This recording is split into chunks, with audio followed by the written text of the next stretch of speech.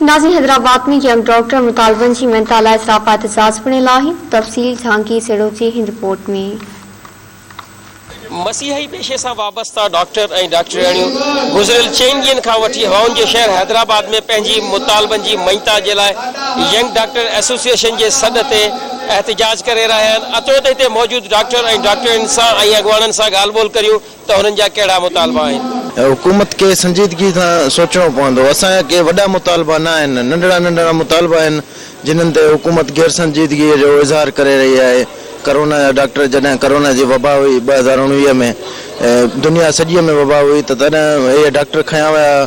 हाणे उन्हनि खे कढियो थो वञे। उन सां गॾोगॾु डेंटल सर्जन जूं सीटूं आहिनि, उहे हिननि खे अनाउंस करणु खपनि। हर साल हज़ारें डॉक्टर ग्रेजुएट करे निकिरनि था, पर सिंध हुकूमत इन जी गैर संजीदगी जे करे उहे डॉक्टर सभिनी जा मुस्तक़बिल तबाह लॻा पिया आहिनि। हिते जेका असांजी सैलरी आहे उहा जेका असांजी जेका आहे 55 आहे जो ड्यू टू कोविड अलायंस। हालांकि जॾहिं सैलरी 45 आहे ऐं पंजाब में इहा ई साॻी ही सैलरी 65 to 63 ताईं आहे, त इहो असांजो हक़ छो थो खाए वञे। सिंध में असांजी सैलरी त वधणु घुरिजे न। असां त माउथ टू माउथ कॉन्टेक्ट हूंदा, असांजी त सैलरी वधणु घुरिजे। हर कोविड जो पेशेंट असां ॾे ईंदो पहिरां, MBBS खां पोइ ईंदो, BDS वारे में पहिरां थो अचे, त पोइ सैलरी असांजी इंक्रीज़ थियणु घुरिजे।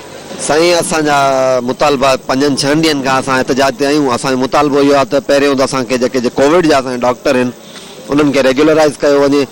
ॿियो असांजो मुतालबो आहे त असांजा जेके डेंटल सर्जन आहिनि जिन जी तमामु शदीद खोट आहे ऐं कैंसर जूं बीमारियूं, वात जे कैंसर जूं बीमारियूं इलाही वधी वियूं आहिनि।